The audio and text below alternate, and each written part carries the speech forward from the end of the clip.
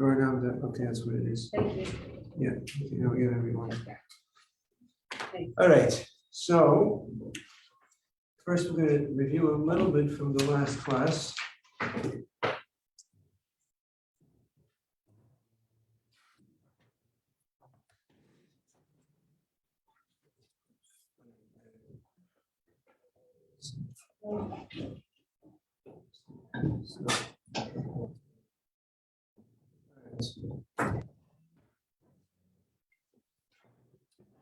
The last class, just 2 weeks ago, right? We discussed Halacha of Shabbos. So I'm just going to review a little bit, ask questions, see if I don't remember as we discussed.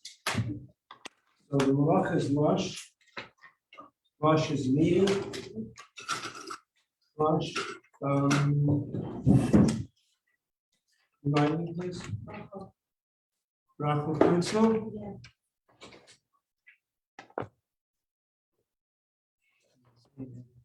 Okay, it is. Malach is lush, kneading. You're not allowed to knead on Shabbos. Like make kneading, the classical example, kneading is flour and water mixing together. You can't do that on Shabbos. And we gave some examples. One of the examples we gave was, let's say, mixing mayonnaise with avocado. You're mashing avocado, you're mixing mayonnaise into the avocado.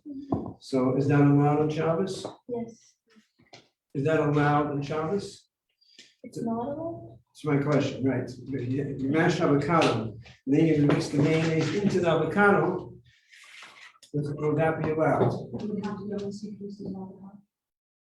Very good. If you see pieces of avocado, then it's allowed. So that's enough. We just did it 2 weeks ago. Didn't we, here? Yeah, lush. So we go over it. So whenever you combine solid and liquids together, they become one. That's the definition of kneading. So kneading, we usually speak about flour and water, but it's not necessarily flour and water. It's any solid and liquid, they become one. You can't do that in Shabbos. So you can't mash the avocado. Now, mashing avocado is a separate thing. Mashing avocado, there are different opinions if that's considered grinding. Many opinions are lenient because the avocado does not turn into pieces, it turns into a mush. But what we're discussing now is the mayonnaise and avocado blending together. And you said was correct, if it's pieces, it's not called kneading. The same thing is also, let's say, if you make an egg salad, to mix eggs with mayonnaise is the same issue. If you have slices of eggs, pieces, and you see the pieces, then it's okay. Does this ring a bell? We remember what we discussed, or just completely new? Yeah, because it's pieces. So you see the pieces, so it's not really becoming one. So it's not called kneading. So if you want to mash these on Shabbos, you can't. But you could make slices. You could slice the eggs into pieces and then mix it with mayonnaise. Then it's not considered kneading because there's pieces. Is it understood? Yeah?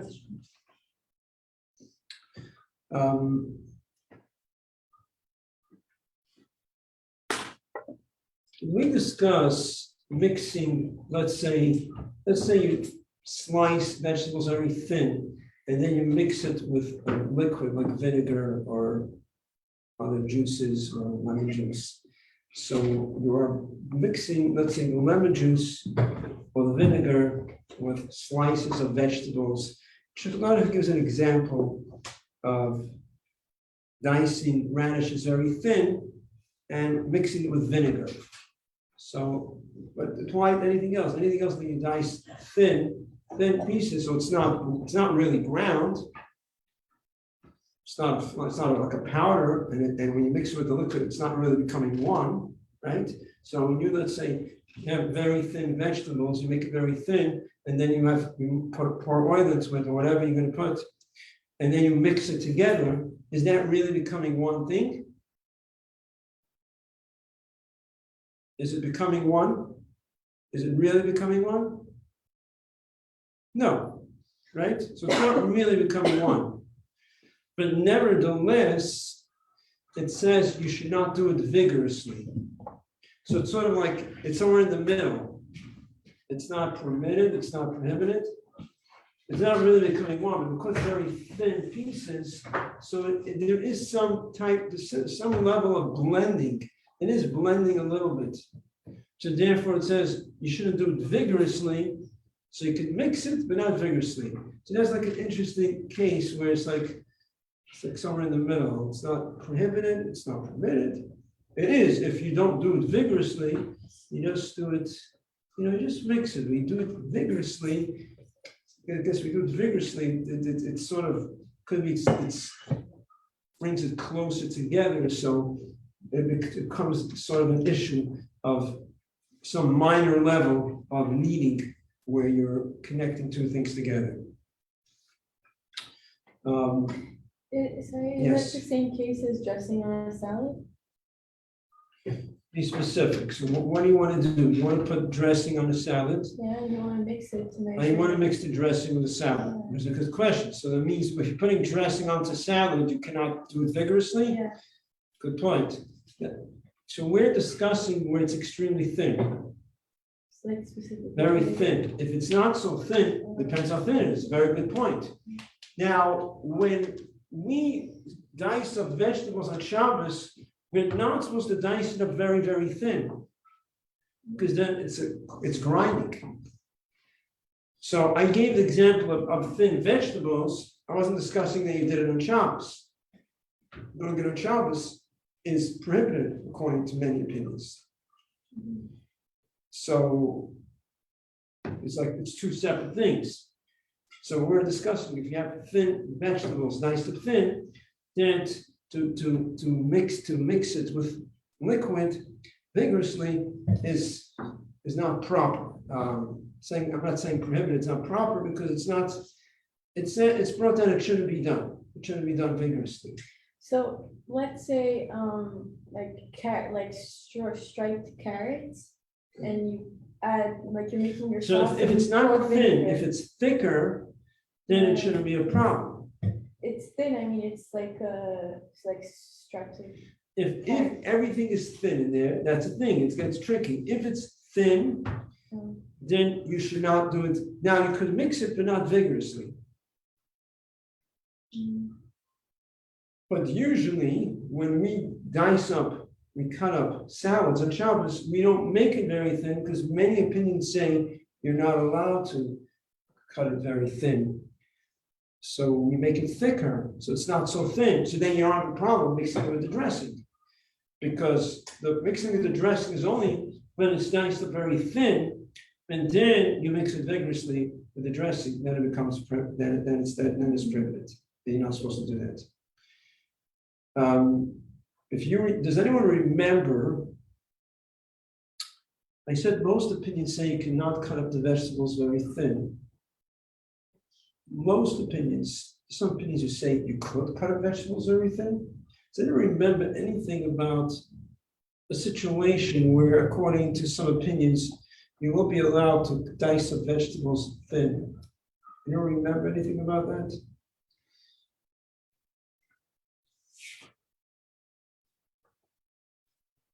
So we discussed that if you dice it up very thin before the meal, so you come home from shul and now starting to prepare all the food that you're going to have right away.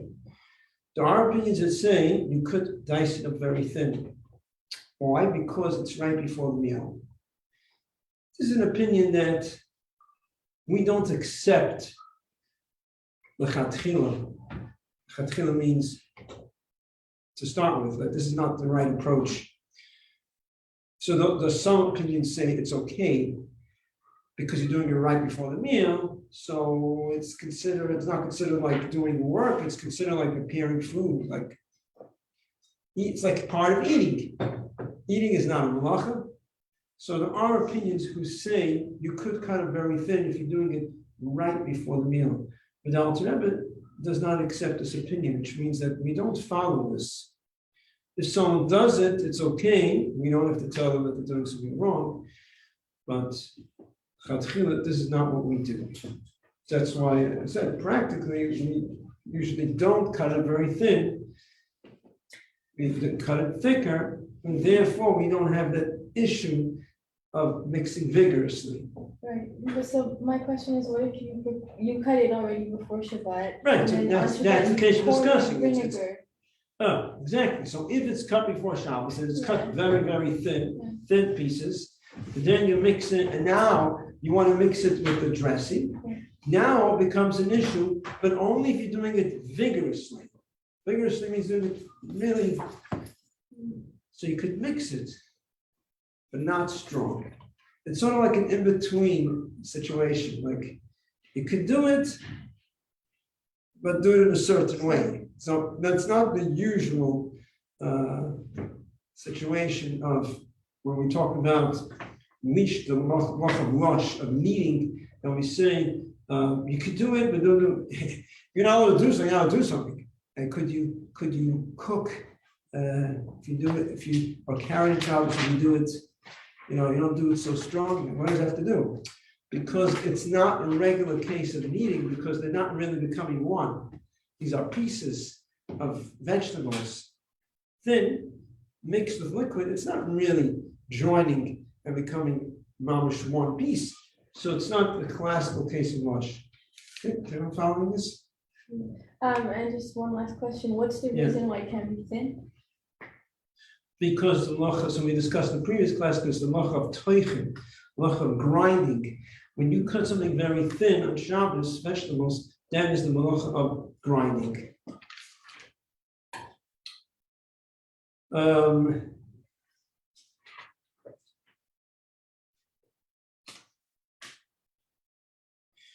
Now, practical thing that you have to know about lush is that the way you're allowed, anyone remembers, how are you allowed to do kneading, blending two items together on Shabbos? So let's say you want to make baby cereal. You know the baby, if you know that? The baby cereal is like a powder, you mix it with liquid, and it becomes like, it blends together. Oatmeal? Huh? Oatmeal?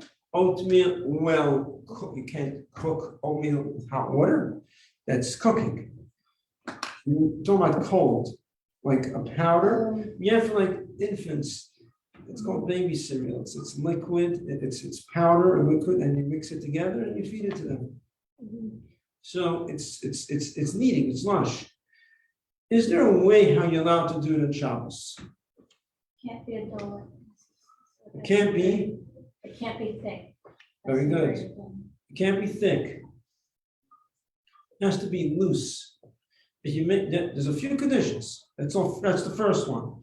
The first one is it has to be loose. It can't be thick. Meaning, it has to be loose. What's the definition of loose? Anyone knows what the definition of loose means?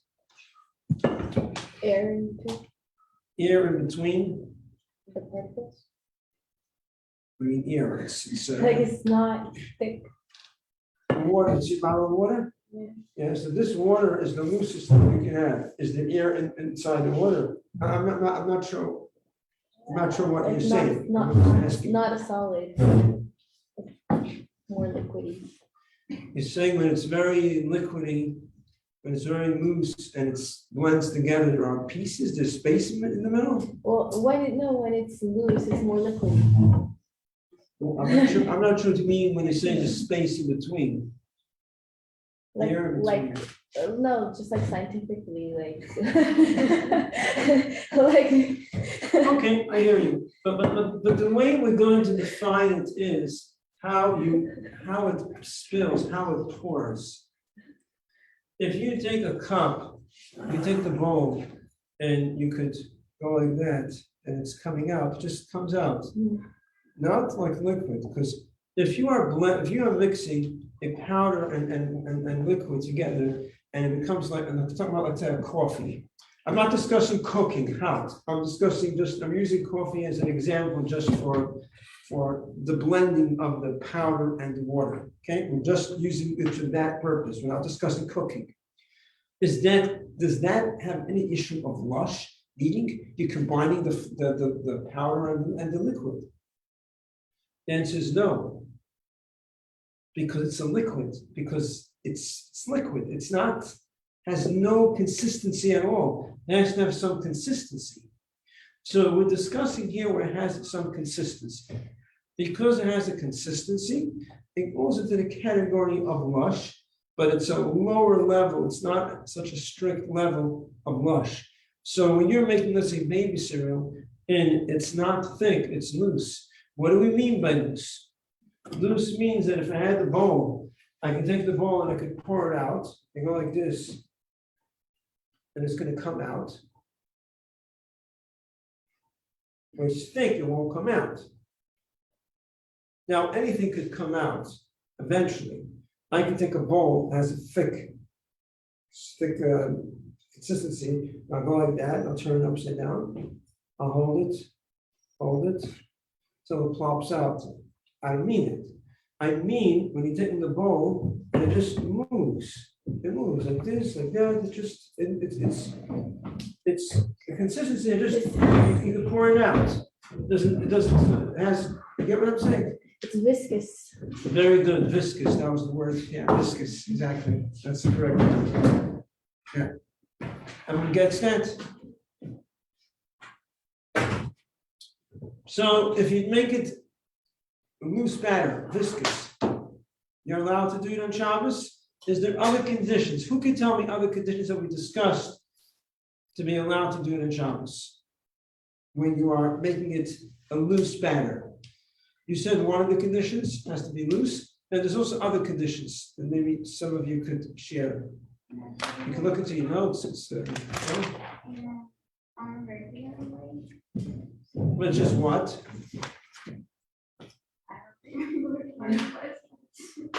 Which is what? What do you do? You have to reverse the way you put in ingredients. Usually you put in the powder and then the liquid. You first put in the liquid and then the powder. You reverse the order of how you put it in. Get it? No? You make it, so I have to just Like a tea bring bag? it and show it, it'll be much easier. Like a tea bag? Like you put the tea bag I first have- and then water? No, on the why water? tea bag? We're discussing liquid and No, solids. the process of like. It's not gonna be a good example, because we're gonna get confused on here with what a tea bag. You have, you want to make baby cereal, it's powder and liquid. So what do you usually put? Usually put in the powder, then you put in the liquid.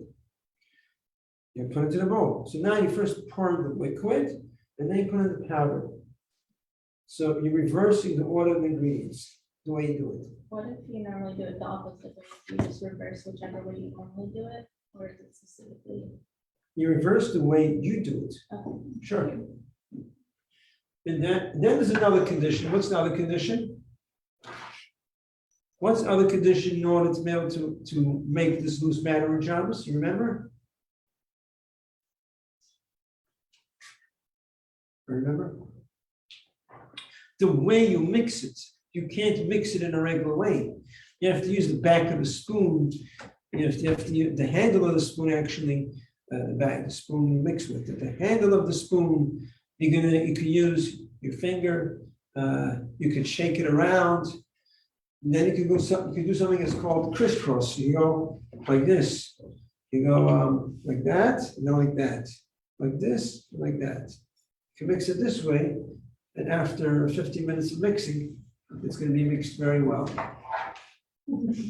Okay? After 15 minutes, I don't want it. All right, you'll be so tired. Stop But putting it I'm down. just giving you all the options, or you could pour it from one vessel to another vessel. So you have to do it. You have to mix it in an irregular way.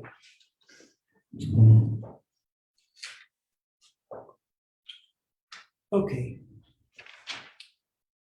That's, I think we reviewed it. Went through what we had to. Okay, we're going to start now the Halacha of Bishul, cooking. Halacha of cooking on Shabbos is a very huge halacha. We're going to begin today and get the basics. The Rebbe Hashem will continue. Halacha of Bishul.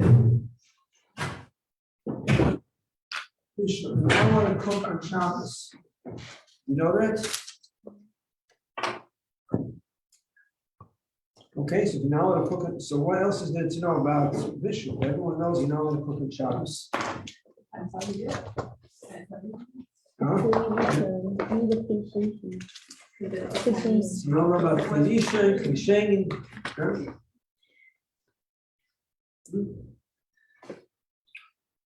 Okay, now every malacha that you can't do on Shabbos was in the Mishkan.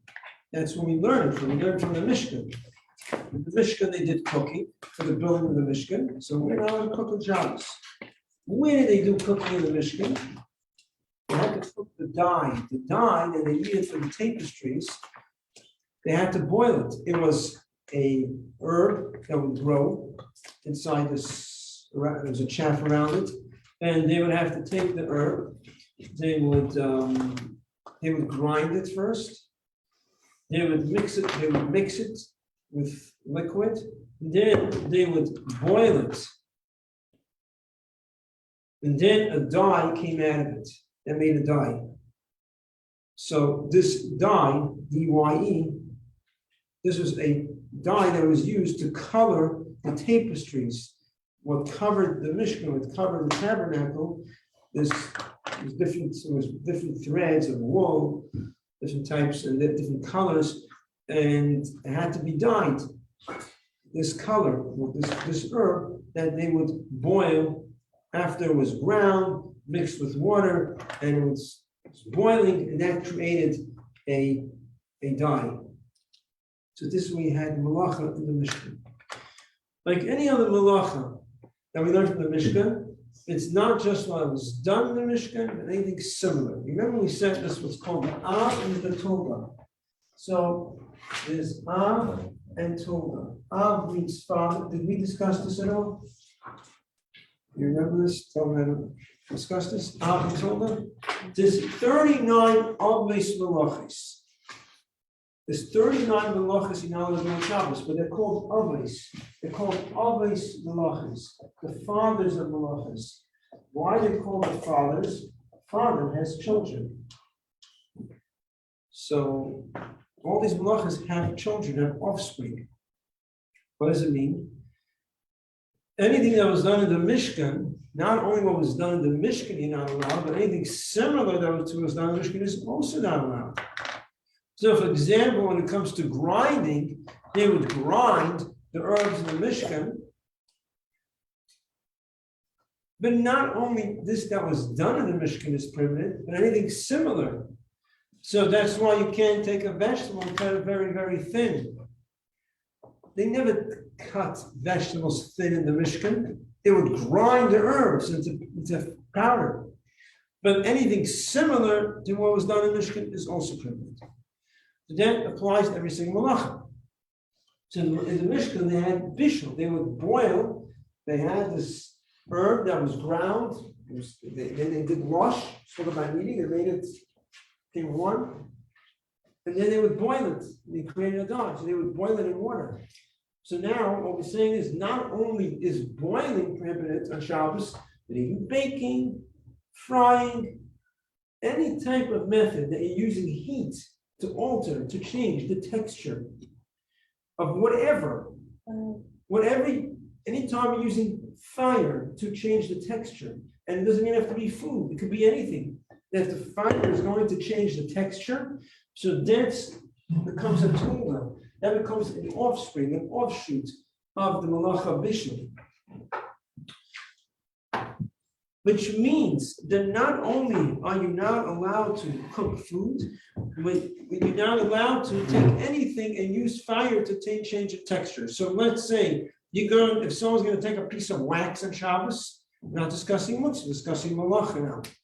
Take a piece of wax, a candle, and put it over the fire until the candle melts. It's prohibited on Shabbos. Why is it prohibited? Bishul, because you're doing bishul. You're using fire to change the texture of the candle. If you make pottery and you put it into a kiln, pottery, must be very hot. That's bishul. Anytime you're using fire to change the texture of whatever it is, that's the malacha of bishul. Now we have what's called tul dasoe. So we're becoming a little technical here, but we're going through all the different categories. We have the tul dasoe. Tulas means the offshoot of fire. Now you can't use fire to change the texture of anything. What if I'm not using fire? I'm using something that became heated up by fire. Same thing. That means if I have a frying pan here, the frying pan is not on the fire, but it became hot from the fire. Now it's very hot. I'm going to put something inside to fry it. I'm not using fire. I'm using the offshoot of fire. I'm using this became hot from the fire. Now I'm cooking with that. That goes into the same category. There's no difference. Then there's something called cooking with the sun. Some people use solar for cooking, for different things. Not so popular, but it's something that, years ago, I know people were working on it. They wanted to get I think it's in some states where there's more sun, they're able to use the sun better to use it for different things. But Like you want to defrost something and you take it outside and put it to dry in the sun? Is that no, also? there is, you can set up that you can have your house, you can get energy from the sun, solar, you could heat up the house. There's ways how to get the energy from the sun for different things that you want to do. What I'm saying is, in some states, someone was telling me that you can, that some states, because it's very hot, you have more sun, you can do it. In some states, it's harder to do. So now you're asking about putting something into the sun and melting it in the sun. So first, let's talk about cooking. You're not talking about cooking, talking about melting. Melting is a little different. That comes in later. We'll get to that. We're discussing cooking. In some places, it gets so hot that they could take an egg and they go onto the roof and they could fry an egg in the sun. Some places, they're very, very hot. Are you allowed to do that in Shabbos? Are you allowed to use sun to cook in Shabbos? And the answer is you're allowed. You're allowed to cook with the sun. Because the prohibition in the Torah, which is anything that was done in the Mishkan, they cook with fire, not with sun. So you're actually allowed to use fire to cook. Use the sun to cook with. But it's only if you're using the sun directly. If you're not using the sun directly, but the sun is heating up one thing, and that's heating up the food. So let's say I take this frying pan, I heat it up by the sun, and now I put an egg inside, and how is the egg frying? With the heat that was heated up by the sun. You get what I'm saying?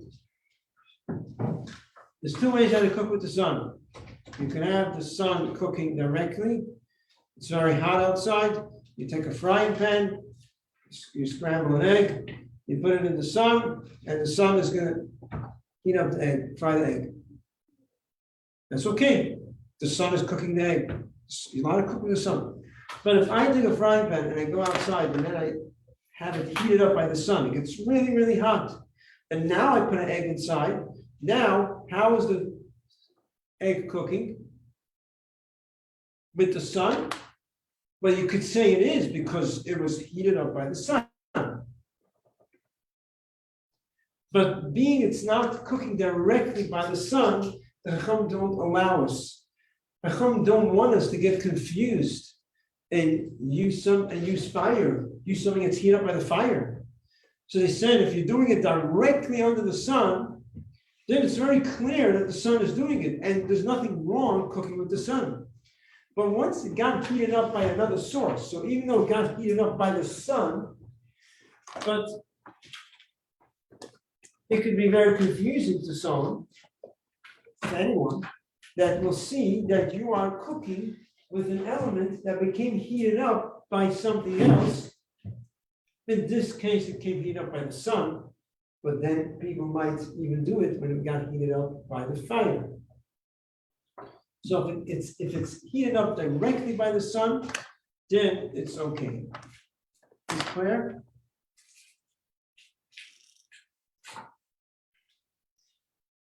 Now, not only are you prohibited to cook, but you're not allowed to even cause that the cooking should go faster. So you have a pot on the fire, being very technical there, that's just known as a fire, a pot on the fire on Shabbos. Not a practical situation yet, but we're going step by step. So the pot is sitting on the fire and cooking. The food is not completely cooked. It's going to cook, it's cooking on the fire. I want to push it a little closer to the fire so it should cook faster.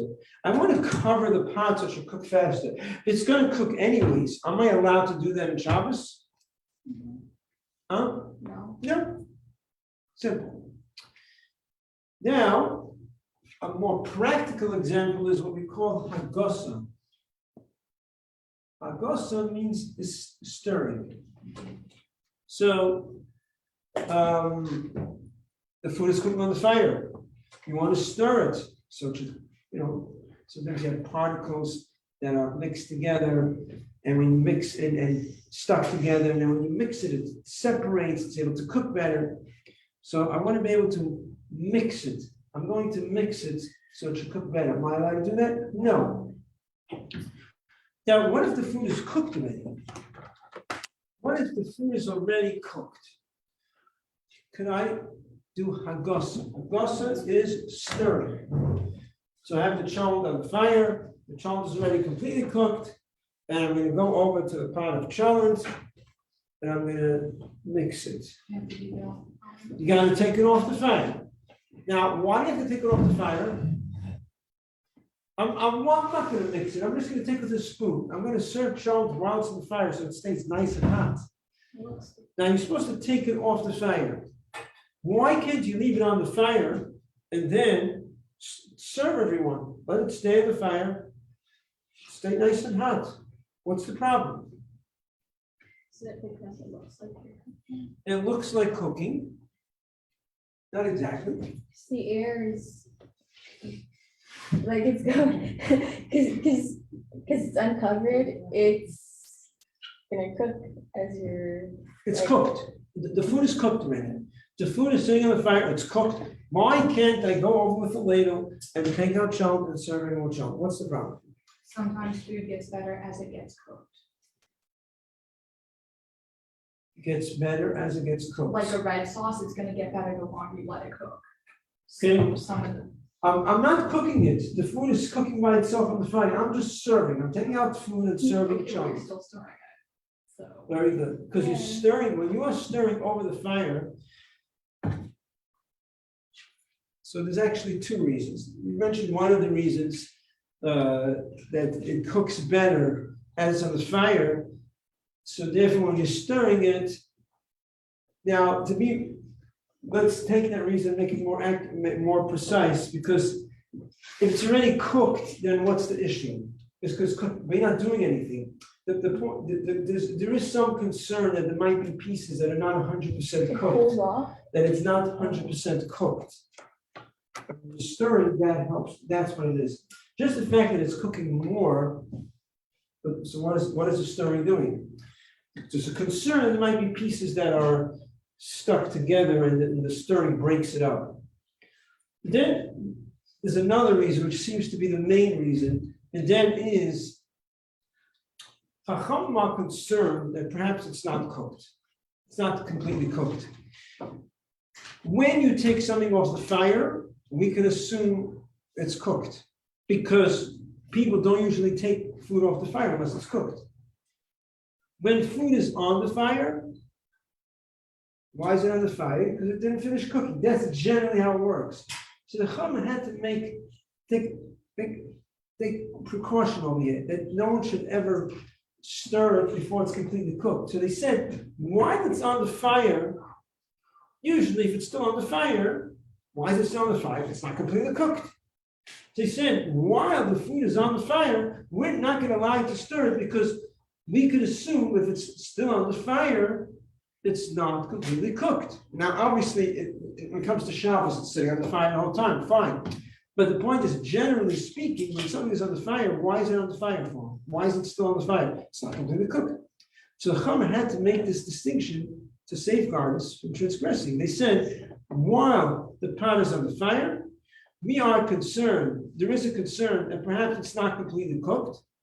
And when something is not completely cooked and you stir it, you help it cook. So you can't stir the child while it's on the fire. But I'm not stirring it, I'm just taking with a ladle. What's the problem? Anyone? What's the problem? I explained why you can't stir a pot while it's on the fire. Because if it's on the fire, we are concerned that it's not completely cooked. Still on the fire, maybe it's not completely cooked. But you're not stirring, you're just taking with a ladle. You just take scooping out and serving. I'm not stirring it. What's the problem? You're still causing other. It's cooling and reheating, It's cooling. and then reheating. Like it's uncovered, It's it's not covered. It's cooling, completely cooked. it's cooked. I'm not allowed to stir. Come say you're not allowed to stir because maybe you're gonna cook. So you can't. I'm not allowed to stir. I'm not gonna stir. I'm just taking with a ladle. I'm just taking. I'm scooping out. What's the problem? Anyone who remembers the reason? Huh? You're still moving things as you go to take out your food. You heard that? When you are scooping out, you're still moving it, but you're not stirring it. But the point is, Chacham said, Chacham make a decree. They make it solid. They don't want anything to go wrong. So when they say you can't stir, they say not only you can't stir, but you also can't take out with a ladle. Because when you take with a ladle, you're on the edge of stirring. There's a very fine line between, you're very close. It's like you're standing at the edge of the roof. It's fall off, right? You gotta be careful. When you are taking out with a spoon, I'm not stirring, just take with a spoon. And if you move the spoon a little stronger, you might come to stirring once you take with a spoon. And some explain that this itself might be a miniature form of stirring because, like you said, you are moving it around. So that's why you cannot take with a spoon while it's on the fire. Now, what about when you take it off the fire? And what about it? Take it off the fire, then you serve. Can I stir the pot while it's off the fire? Do whatever you want. I could stir the pot while it's off the fire? Who remembers? You're guessing from my style of words that it's not allowed, right? Good. You're not allowed to stir even if it's off the fire. Why?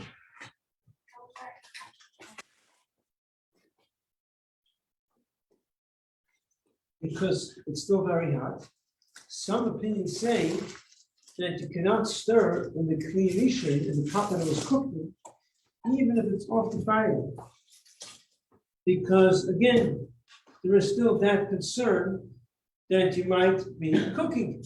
The stirring is something that helps cooking, and there is some concern that maybe in the stirring you will come to cook, just like when it's on the fire. So some opinions say you can't even stir while it's off the fire. It's a stringency. It's a stringency not to stir while it's off the fire. However, to take with a ladle, Chum said, we're not going to be so strict and say you can't even take with a ladle. That's already too much. That's like a step, it's further apart. The concern is not so strong over there. You just take it with a ladle. So to stir the pot while it's off the fire is a chumrah. We're being strict. Chum said we should be strict and not stir the pot of food, even if it's off the fire, because we're also concerned that could be it's not completely cooked, and the stirring it may cause it to cook. It's just an extra stringency. Al Rebbe says we should be strict, but it's a chumrah, it's a stringency. So Al Rebbe says you're going to be strict in stirring, but to be strict and say you're not going to take with a ladle, that's already too much. That's overdoing it. To overdo it is that's not what we do. To overdo things when it's not necessary. you're already being strict, you're not stirring. So therefore, you could take with a ladle when it's off the fire. Any questions on this? Questions? Yep. Okay, let's stop here. Good job, everyone.